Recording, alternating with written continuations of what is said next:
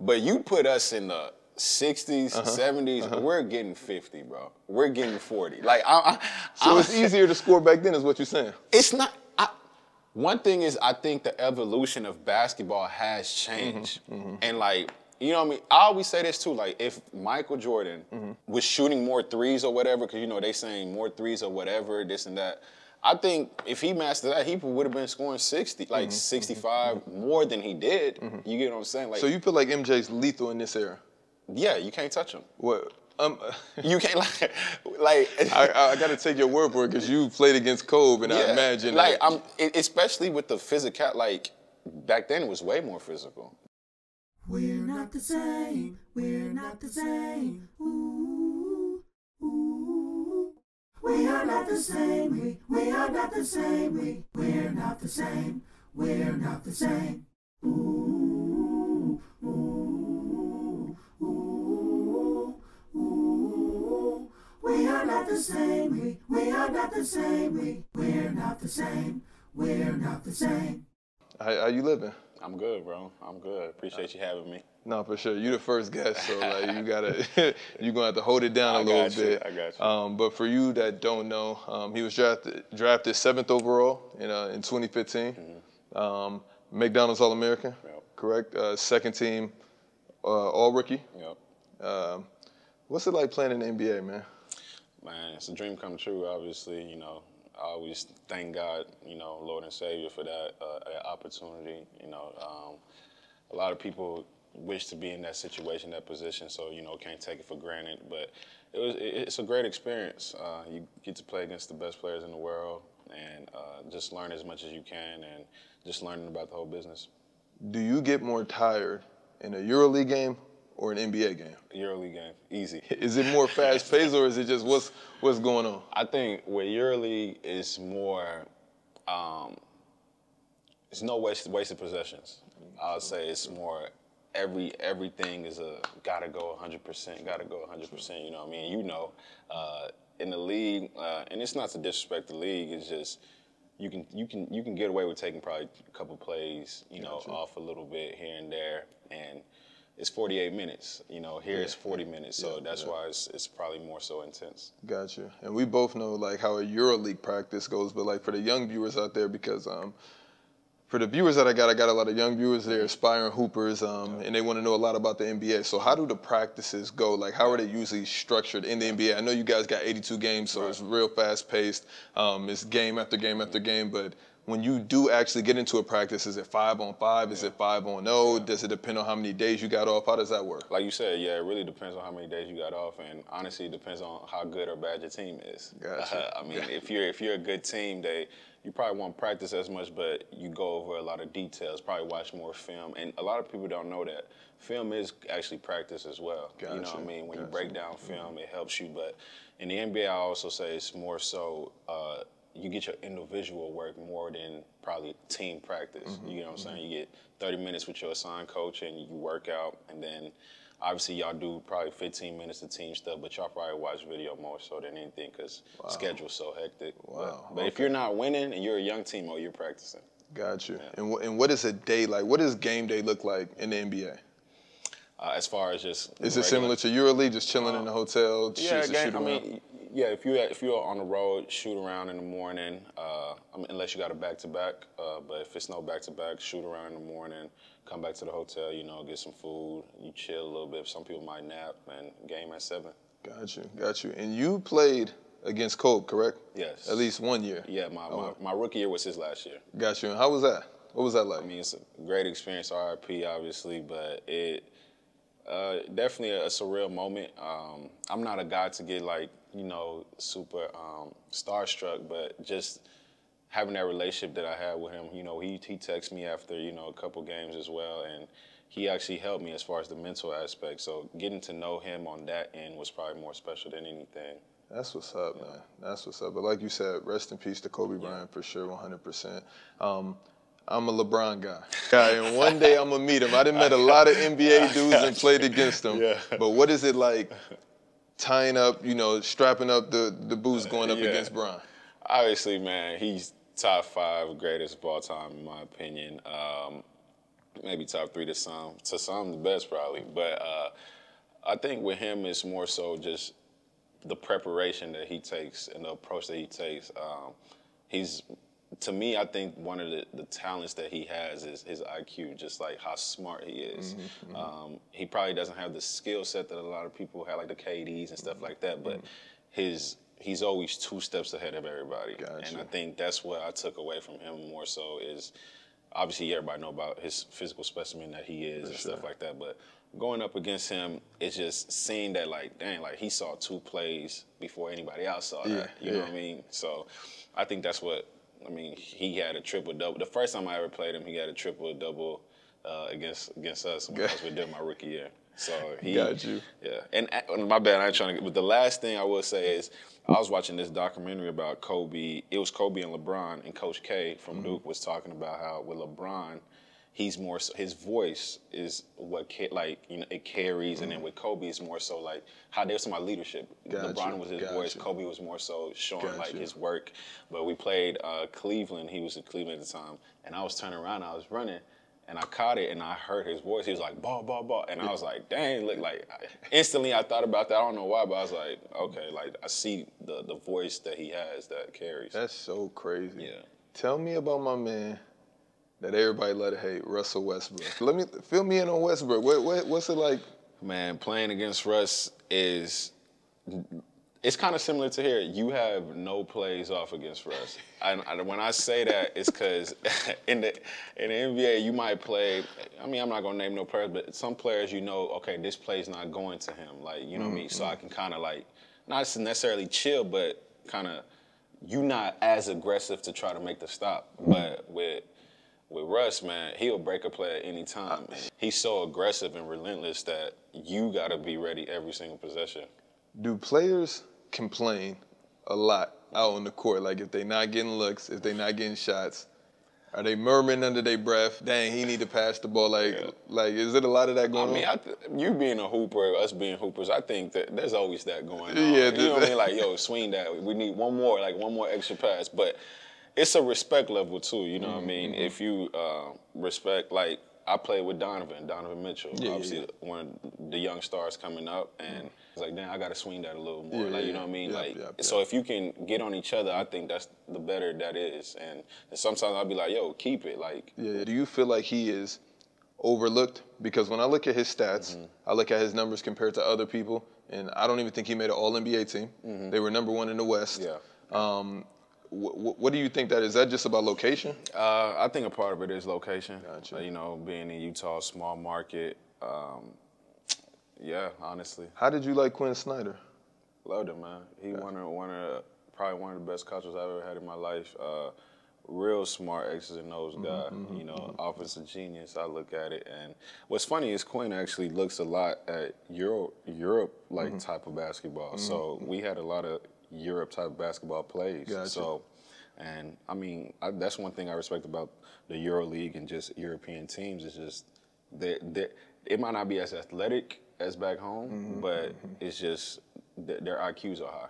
Because the thing is, like, when I signed to Gran Canaria in Spain, Royce O'Neal had just played there the year before. So then he ended up leaving, going to Utah, and I'm looking like, dang, people getting up out of here. And then I seen him sign an extension, and I'm like, dang, I guess that was really possible. But, like, even, like, when you entered the draft, because I remember the hype around you, the buzz, and I'm like, dang, that's the kind of a player that's similar to my game. So I'm like, oh, they letting it rock. I'm not saying, like, I wouldn't, like, I'm Mudiay, but I'm like, dang, that's kind of inspirational to see a player that, you know, they wouldn't say favors the jump shot, but just is out there just kind of dominating, just, you know, attacking the rim every time.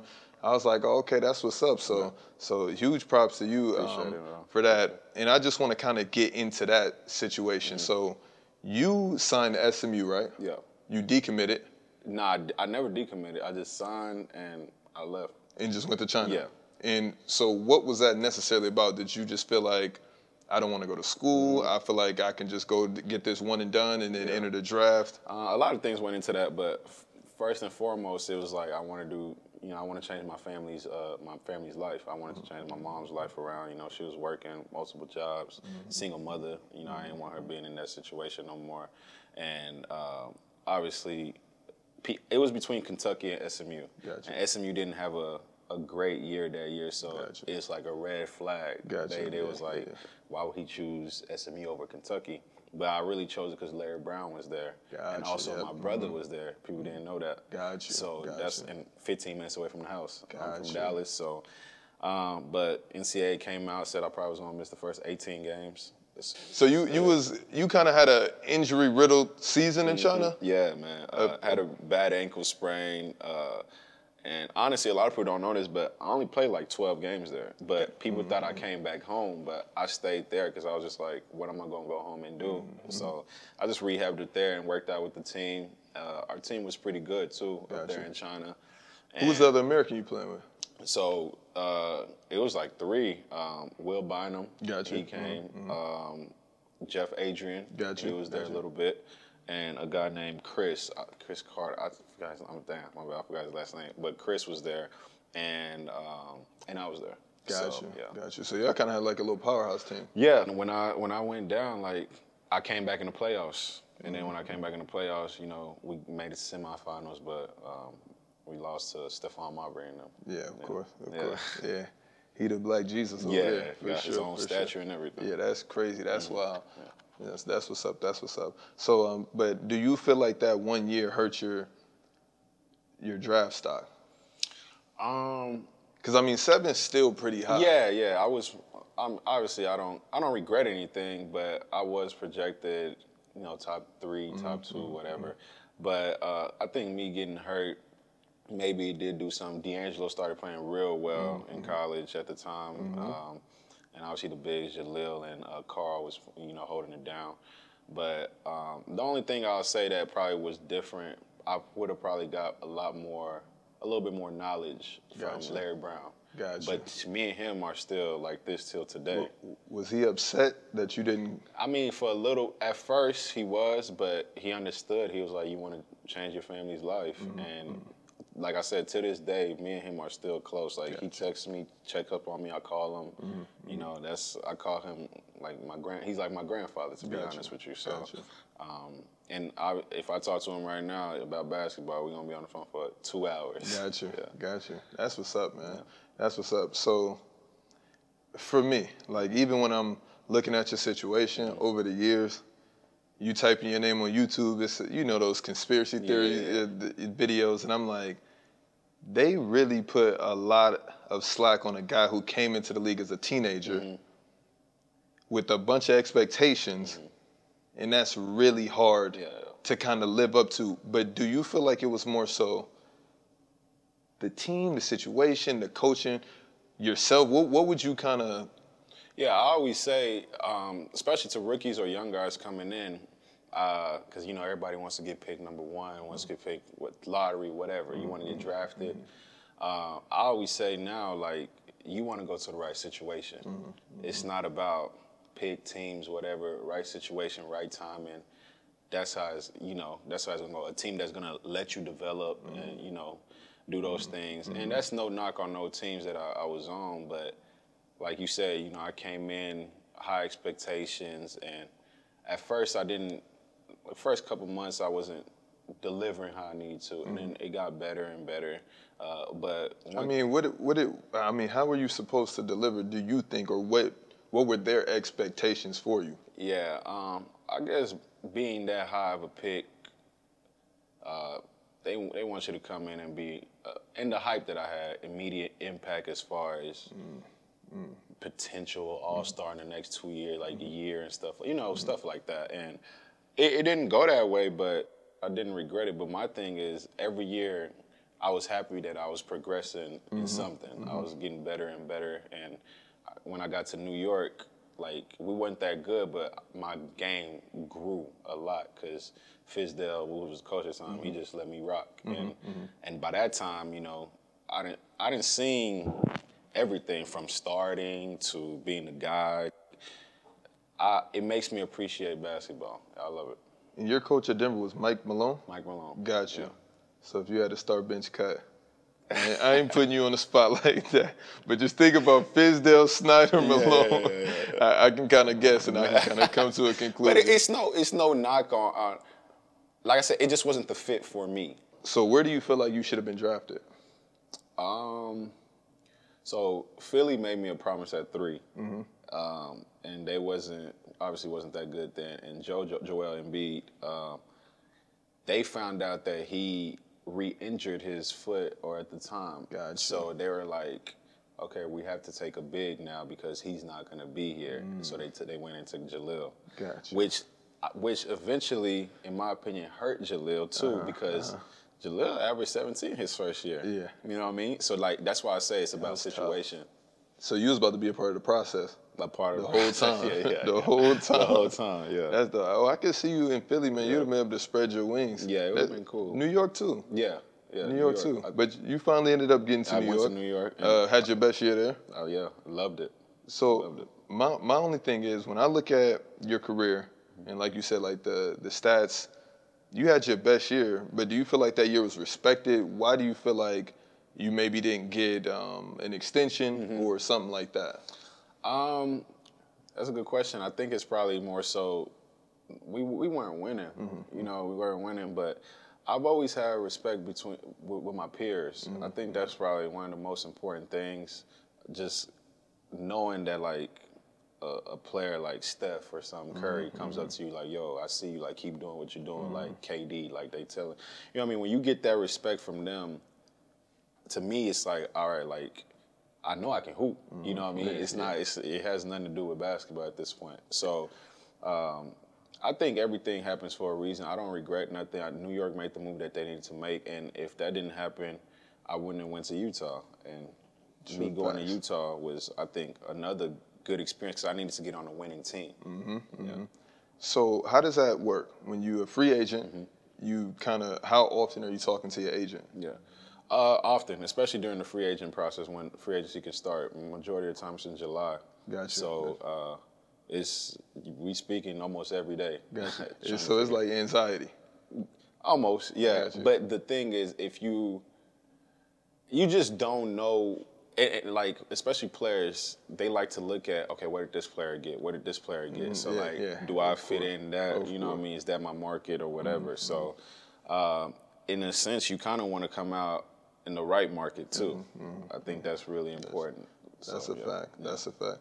And it's kind of weird because it's like, what has been the perception or the reception of you coming over here? Because me being a hooper and understand how it go, I'm a strictly Europe guy. People ask, why don't you try for the NBA? I'm like, like you said, I respect my peers. And I'm like, these dudes been working. You know, they work hard. And, you know, I ain't gonna say it's political, but we know what it is. It is what it is. So I'm like, I'm getting older. I'm not even trying to go down that road.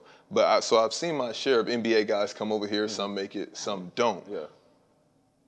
What was your direct messages looking like? Was anybody coming crazy at you? From overseas? No, just like from both sides, like fans, family. Why you doing this? Yeah. A lot of people was like, why do you feel like why are you going? Obviously, the fans in Conus, in Lithuanian teams, Jarvis team was happy. For sure. They was For sure. You know, they're not as happy right now because we're not winning. But they were showing love. But like you said, it was a mixed emotion for everybody. But for me, I took a year off last year, so I was just like, man, I just want to go get out here and hoop, and I had some interest in the NBA, but I was just like, I want to go, like, feel like I just, you know what I mean, I want to hoop, like, be free a little bit. So I think making that choice, and with them, literally, they called me like the 21st of August, and it was like, like, do you want to come? Yes or no? Like, let us know. I said, yeah, like, and it was literally like that. I packed 2 days, and I flew out the next, like, a couple days later. Wow. Yeah. Wow. What do you want to get back to the NBA? I would love to, yeah. Is that a goal, or is that just kind of like if it happens, it happens? I'm a type of person that I told myself coming, like you said, I came in at 18 at a young age. I just told myself, like probably 2 years after, because I was so like basketball. Now it's like I don't let basketball control my life. You know what I mean? Like I think when I let that go, I felt as free as ever. To be honest with you, I felt like wow, like I'm interested in other stuff. I'm interested in this, like whatever. Like I just want to play to have fun playing. Yeah. And I let just God control everything else. Like, I go back, that's great too. And I'm going to keep approaching the game how I approach it. Mm-hmm. And I feel like that's big. Like, for me, it was the same way. Like, when I had a rough pass, whatever. Yeah. So when I finally got back on, like the straight and narrow at ASU, I obsessed over basketball, like how well I'm playing first few years out. Yeah. And once I let that go, everything just changed. Like, the family, the basketball, I was just more calm, more at peace. So since we've already touched on that, how big for you is your mental health or your mental space? Do you feel like it's needed? Do you feel like you've seen NBA players suffer from thinking they're too good for, let's say, a counselor or stuff like that? What do you see in the day-to-day as far as mental health in the NBA and with yourself? Man, I think that's a great question. I think it's probably the most important thing. Your mental health and your beliefs on how you approach life, because how you approach it is how you're going to dictate how you move.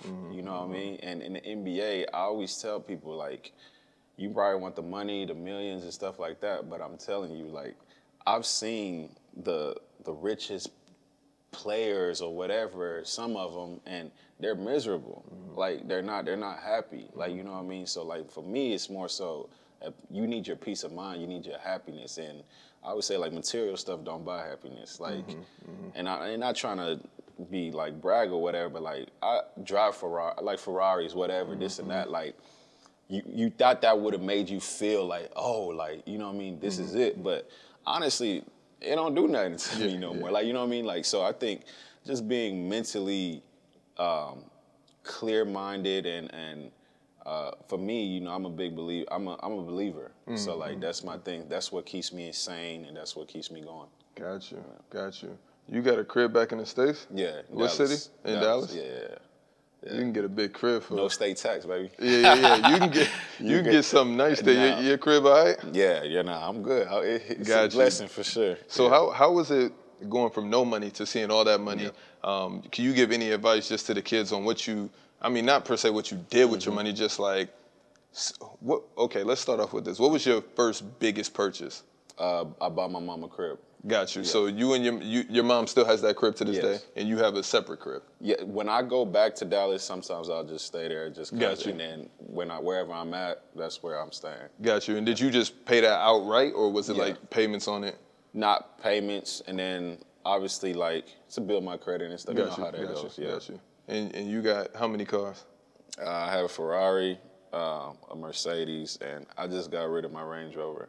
Got you. Yeah. Was it Range Rover high maintenance? Yeah.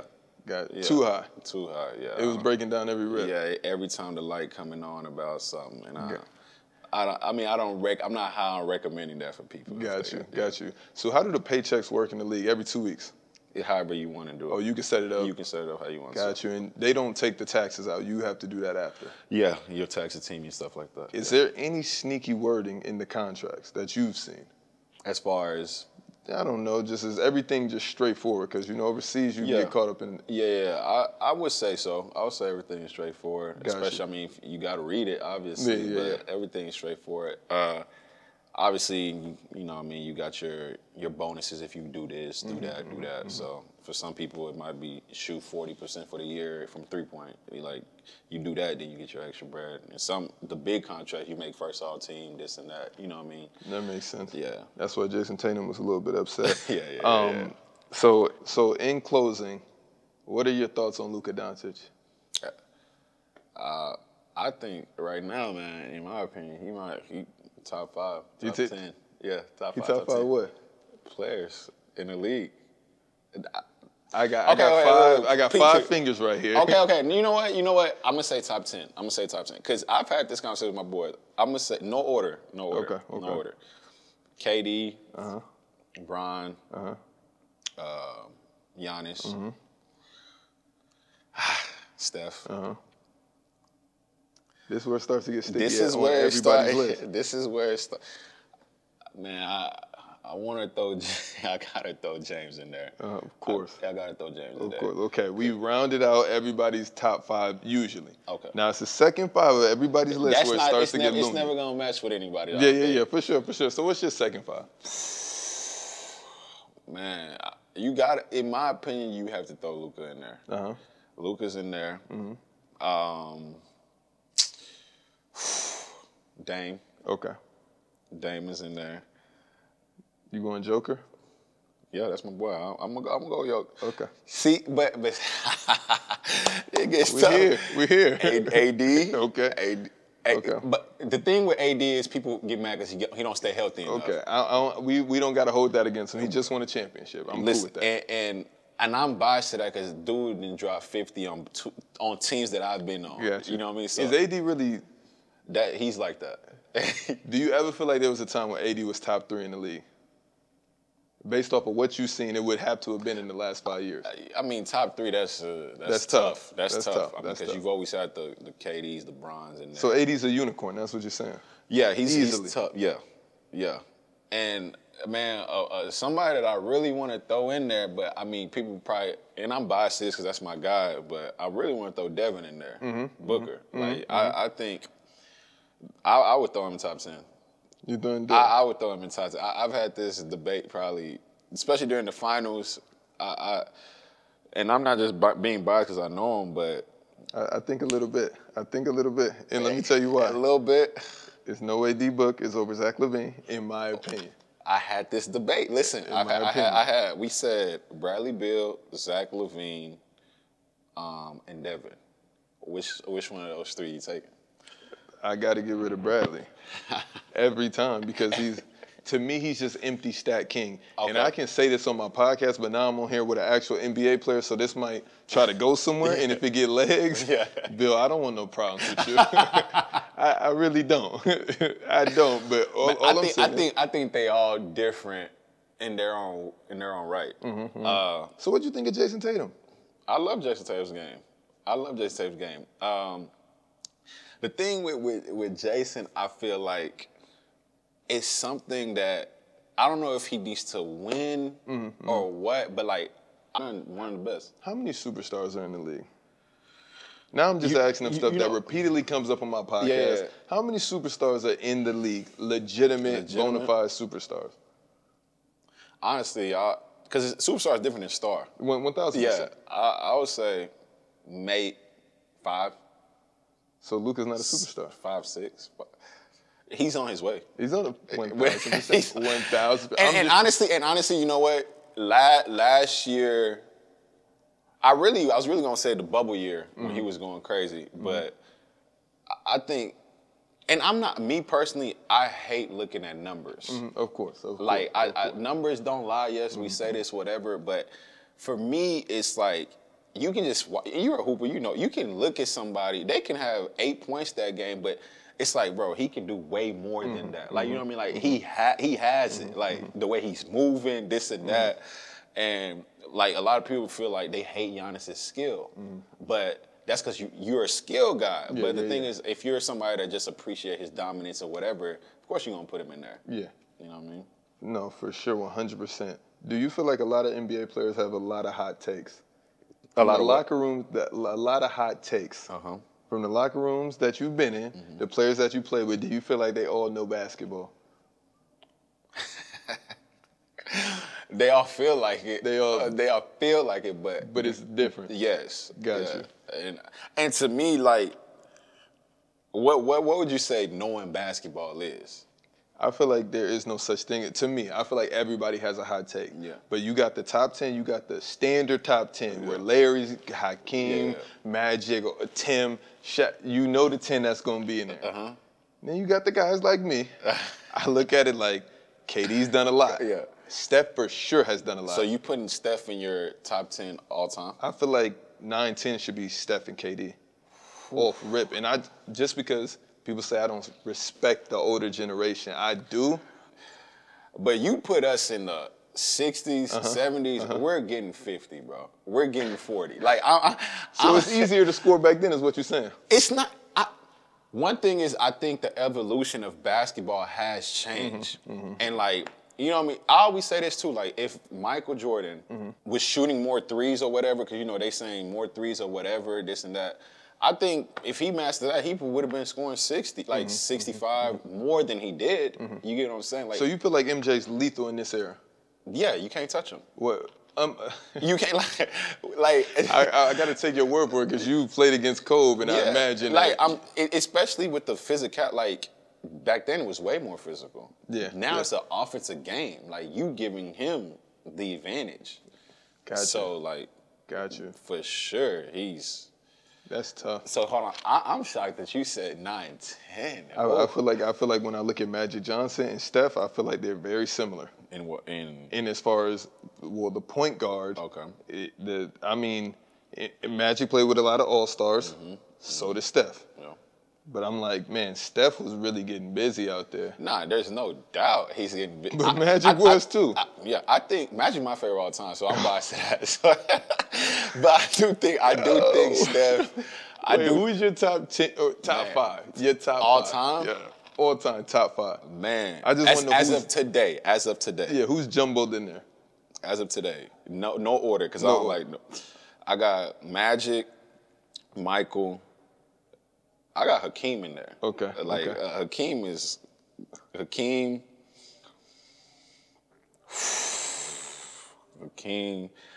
I am throwing Kareem in there. Okay. I am throwing Kareem in there.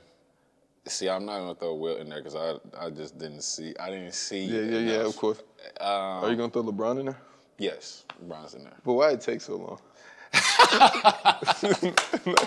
You was dabbling about who else could have made it and who didn't. I'm like, what is going on right now? But I'm not gonna lie though.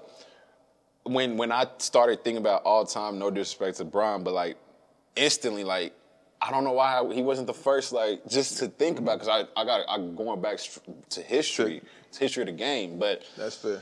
And it's wild because the older I've heard like Charles Barkley said, like they don't have Bron, and like some don't even have Bron. I'm like, which is wild. Which is wild. Which is a little bit wild. I think as far as he is by far, I've never seen nothing like that. He had the hype in high school, and he surpassed the hype that he had in high school. So he definitely top 5.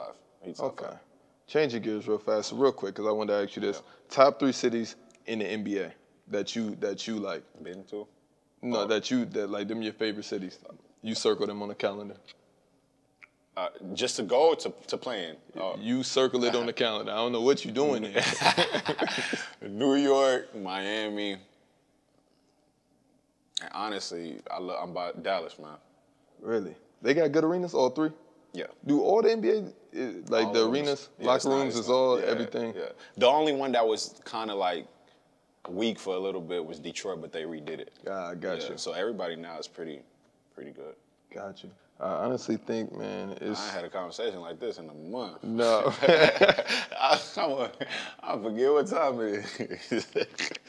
No, man, I think we all good, man. Yeah. Thank you for tapping in, man. We're not the same. Ooh, ooh, ooh, ooh, ooh, ooh, ooh, ooh.